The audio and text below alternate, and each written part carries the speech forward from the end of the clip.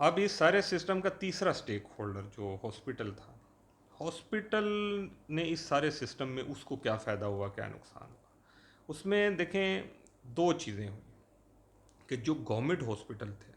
वो वैसे के वैसे ही चल रहे हैं, उसमें उतना ही अमला मौजूद है और उस अमले के साथ ही वो पूरा सिस्टम रन कर रहा है, उनकी तनख्वाहें दे रहे हैं, उनके सारे एक्सपेंसेस वैसे के वैसे ही, बल्कि उससे ज़्यादा और लोग रिक्रूट हुए। अच्छा, उसके बाद जो हेल्थ के जो गवर्नमेंट हॉस्पिटल थे उनका बजट भी वैसे का वैसे मेंटेन रहा, उसमें कोई इट्स सेल्फ कमी नहीं आई, और एडिशनल बजट वो था जो उठा के प्राइवेट हॉस्पिटल्स को दे दिया। तो इस तरह से ये एक एंगल तो ये था कि आपने ये सिस्टम लॉन्च किया है, तो इससे जो है आपकी जो फाइनेंशियल डिस्ट्रीब्यूशन है उसके ऊपर तो कुछ बोझ डिस्ट्रीब्यूट होना चाहिए। अगर आप प्राइवेट में दे रहे हैं तो फिर गवर्नमेंट वाली साइड पे कम होना चाहिए, तो वो इट सेल्फ कम नहीं हुआ, वो उतना ही अमला, उतना ही एक्सपेंस, उतनी ही मेडिसिन मौजूद है, साथ एडिशनली आप दे रहे हैं जो है ना प्राइवेट सेक्टर को। अच्छा, प्राइवेट सेक्टर के अंदर अब हुआ क्या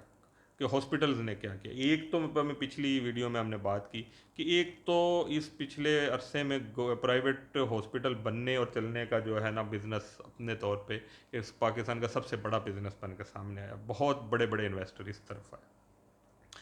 अच्छा, वो आए क्यों कि इसमें बहुत ज़्यादा पैसा था, कि अगर ये सारा बेनिफिट पेशेंट को मिलने वाला होता या डॉक्टर्स को मिलने वाला होता तो बिजनेसमैन तो इसमें ना आता, कि अगर वो जो है ना उससे जो है ना पूरा पूरा सिस्टम चलना था। तो हमने ये देखा कि हेल्थ कार्ड सिस्टम के आने के बाद जो है ना बड़ा इन्वेस्टर इसमें आया। अब इन्वेस्टर इसलिए इसमें आया कि इसमें बहुत ज़्यादा पैसा था। पैसा उन्होंने कैसे कमाया कि एक तो उन्होंने जो सर्विसेज की क्वालिटी है उसको लो कर दिया,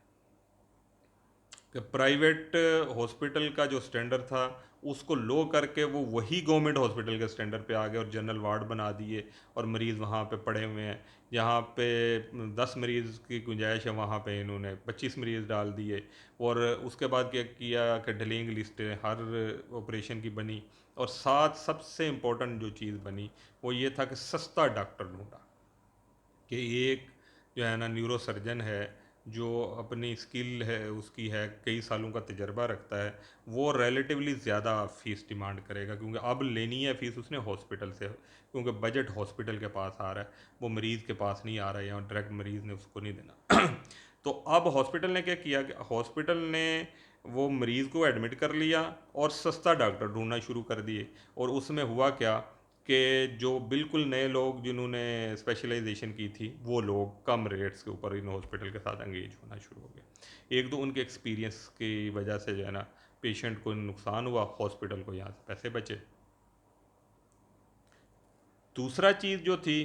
कि इसमें हॉस्पिटल्स ने जो है वो मटेरियल जो इस्तेमाल करना था उसको क्वालिटीज़ को कम यूज़ किया, क्योंकि इसके ऊपर कितनी मॉनिटरिंग आप कर लेंगे। अच्छा, और उससे अगला जो काम हुआ जो बहुत सारे पेरीफ्रीज़ के हॉस्पिटल में, बड़े शहरों में तो शायद कम हो, पेरीफ्रीज़ के हॉस्पिटल में ये काम चलता रहा, वो ये था कि हॉस्पिटल जो है ना उन्होंने